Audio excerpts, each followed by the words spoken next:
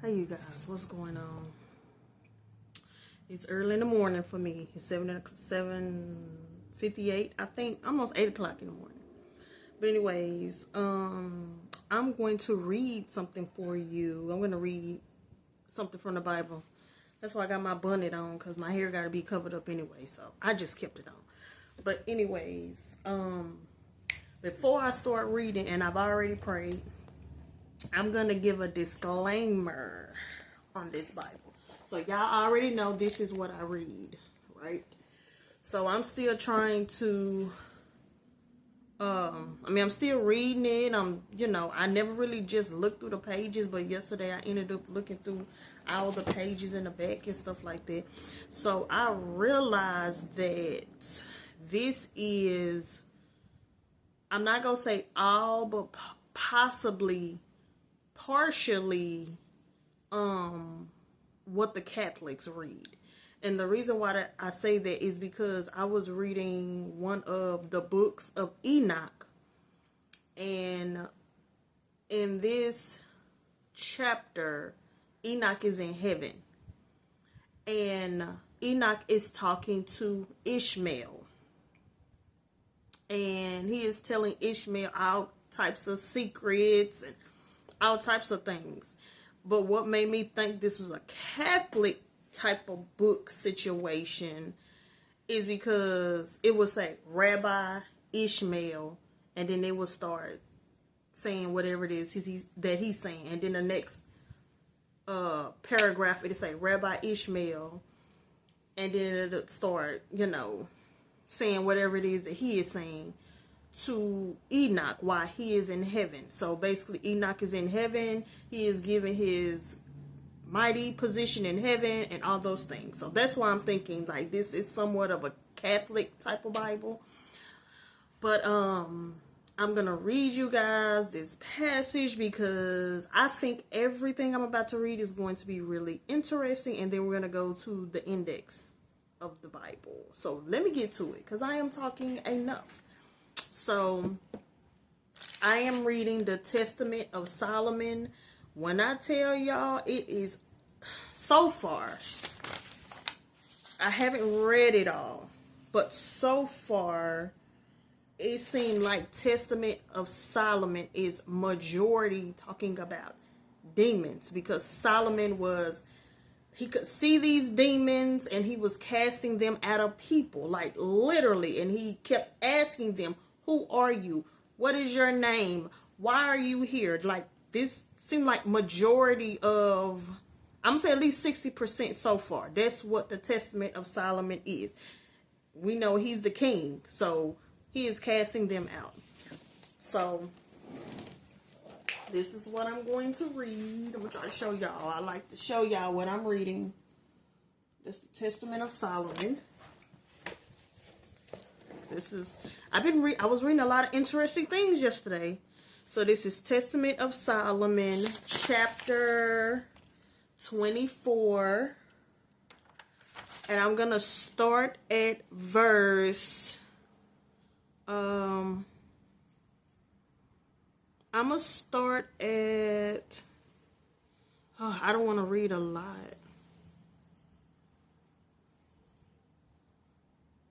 I'm going to start at verse 19, because I'm trying not to read a lot. I don't want it to be long.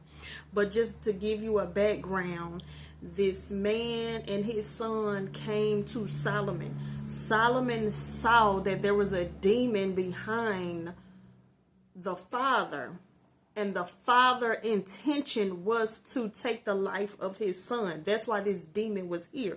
And this is how the conversation between the demon and Solomon started. So that's just to give you a backstory. And he does finish what he sought off to do, okay? And it says, I'm trying to read. It's going to be a little long, but it says, and we hear, this is what the demon is saying to Solomon. And we hear the sentences which go forth on the souls of men. And immediately we come, and whether by force or influence, or by fire or by sword, or by some accident, we veil our act of destruction And so demons are listening to everything that we're saying here on earth. That's why I say karma ain't real. We act like witches and warlocks, and we say these things out loud, and we cause these things to happen. I don't believe in karma. And if a man does not die by some untimely disaster, having heard this, wait a minute, by some untimely disaster, or by violence, then we demons transform ourselves in such a way as to appear to men and be worshipped in our human nature. I therefore, having heard this, glorify the Lord God, and I questioned the demon again, saying, tell me how you can ascend into heaven. Okay, this is the part that I'm trying to get to. Being demons and intermingle amidst the stars and holy messenger. So the demons are up there. They are with the holy messengers who are with the Father, and they are amongst the stars. And he answered, just as things are fulfilled in heaven, so also on earth, the types of all of them. For there are principalities, authorities, world rulers, and we demons fly around in the air. And we hear the voices of the heavenly beings and survey all the powers.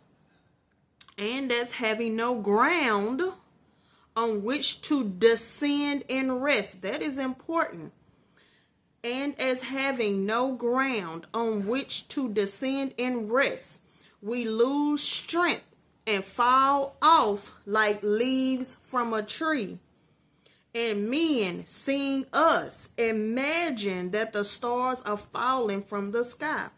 But it is not really so. So, O King, but we fall because of our weakness and because we have nothing anywhere to lay hold of. And so we suddenly fall down like lightnings in the depth of the night. And we set cities in flames and the fields on fire. For the stars, okay, here we go. And it says, this is what the demon is saying. For the stars have firm foundation in the heavens, like the sun and the moon. And then Solomon goes on to say, and now Solomon, having heard this, ordered the demon to be guarded for 5 days. And it goes on. The Father comes back and he do what he do. So, and this part right here, this is where I am, I'm reading this to you. But please understand this part. I'm like, it could actually be true. Okay. Again, I'm very cautious on the things that I want to say is just so true. I'm very cautious. So this part, just take it with a grain of salt. So what this demon said is he is in the heavenly places with angels.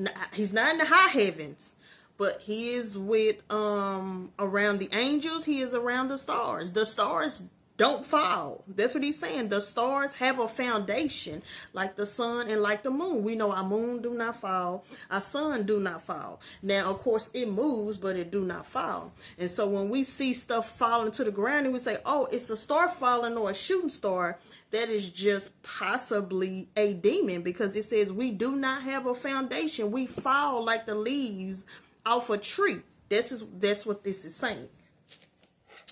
Now, but we know they say the stars fall, and then they'll say it's aliens. All this. So this part, I know I'm gonna have to probably end the video. I'm gonna show you what I'm going to read before I stop the video, because I'm gonna have to actually show you guys what is it. But I am going to include a picture, so if y'all want to pause the video, you definitely will be able to do that. But I'm going to show you guys what I'm reading before I start. And now I can't find it. Now I'm wrestling through. Okay. I'm at the end of this Bible. I'm going to show you, and then I'm going to cut it. So this is what I'm going to read. As you can see, this is the end of the book. Okay. It has dates. Okay. And it has different events. Okay. This says it is timeline of history. That's what this is. Timeline of history. It has dates or years, and it has events. So this is what I'm going to read. Okay. You guys, so I know this is going to be like real ghetto, but you're going to have to bear with me. So as you can see, this is the front part. Okay. Has all these times and events, but I want to get to this part right here. Okay, so it says just some small things. The first deportation from Judea, that's our so-called black people, those are the tribes. Siege of Jerusalem and second deportation of the Jews. Here are the dates. Okay. Ezekiel's vision of the millennial temple. Okay. The second temple is recaptured by the Jewish revolt and rededicated. Okay. Like I said, I'm going to put a picture. Then we say here, right here, it says the Messiah is crucified. Road to Damascus, Apostle James beheaded by the order of King Agrippa. I should have got close. They look better. AD 48 through 50, the Council of Jerusalem confirmed that the salvation is by faith alone. Okay. Paul's second missionary journey, Paul's third. Okay. 64 through 67, Apostle Paul beheaded in Rome because of his faith. Then we got Apostle Peter crucified upside down in Rome. Okay. Jerusalem and the second temple are destroyed by Roman armies. Okay. Under the command of Titus. Here we go again. The Jews are dispersed all over the world. Who are these people that were dispersed all over the world or in the four corners of the earth? That's important. Okay. Apostle John receives the revelation while exiled on the Isle of Patmos. Okay. Here we are. Council of, I don't know what that is. Nicaea. Okay. This is in AD 325. They affirm the deity of Christ and the doctrine of the Trinity. Okay. Here we go. AD 363. Julian, a nephew of Constantine and the last pagan Roman emperor, in an effort to oppose Christianity, supported a Jewish attempt to rebuild the temple. Fireballs and an earthquake struck the area, killing some of the workmen and ending the project permanently. Okay. Here we go. AD 381. Council of Constantinople affirms the Nicene Creed as the belief of the global church. Okay. All these things are happening. It's literally a map, but I'm getting to the juicy part. Industrial Revolution. 1859, Charles Darwin publishes On the Origin of Species, which denies the historicity of Genesis and argues that nature, rather than God, explains the development of life. Okay. AD 1903, heavier than air flight. I read, and this is the first individual to take flight in an airplane, or is it not? Did they call it an airplane? Well, an airplane. You know, the ones they had back in the day. AD 1906, Azusa Street revival begins the modern Pentecostal movement. I wouldn't even go with none of the stuff that they talking about. Okay, we got World War I and II. Here we go. Here's the juicy stuff. AD 1945. We already know what happened in 1945. The United Nations founded the first proto-global movement. 1948, Israel reestablished. The generation will not pass away. So I need you guys to notice how back here we were Jews. We were Jews and we were getting deported. Where's the other one? I gotta look off the camera. We were deported here. We were deported here. Here we go again, right here. The Jews are dispersed all over the world. So, as you can see here, we have been getting deported off the Holy Land for many years. And then all of a sudden, in 1948, Israel reestablished. But I need y'all to see how the name changed. So we were Jews up here, and now it's Israel. This is the state of Israel. These are not the same people. Because my thing is, how were we dispersed? You never told us how we came back together. And now all of a sudden these people pop up in 1948. Okay, then it says AD 1967, Israel recaptures Jerusalem. These are not the same people from before. And then look here, 1989, the World Wide Web invented. Look at this right here, y'all. 2015, world leaders begin a process for total control and global transformation. Agenda 2030. It's almost 2026. Okay. Here we go. AD 2017. A great sign in the heavens. And they got Revelation 12, 1 through 2. Genesis 1:14 and Luke 21, 11 and 25. So if y'all want to read these scriptures, you can. I read them yesterday. So the great sign, according to what they're saying in the book, has already happened. And they gave these scriptures. That was in 2017. Now let's read 2023 and 2026. This is where we are. We know the year is 2025. It's one more year, 2026. What happens 2023 and 2026? It says alien disclosure and deception underway. And they give 2 Thessalonians 2, 7 through 11, Revelation 12, 3 through 12, Genesis 6, 1 through 4. Then they go on to say general AI technology nears. And you can read Revelation 13, 14 through 15. Then it says technology for the mark of the beast becomes prevalent and ubiquitous. Revelation 13, 16 through 17. So, alien disclosure and deception underway. Are they not over here continuing to lie to the people talking about the aliens is coming? And then every time stuff happening into the sky, they keep saying it's alien. No, these are demons falling from the sky. Whoever coming to this earth, they're a demon. We know a great sign already happened.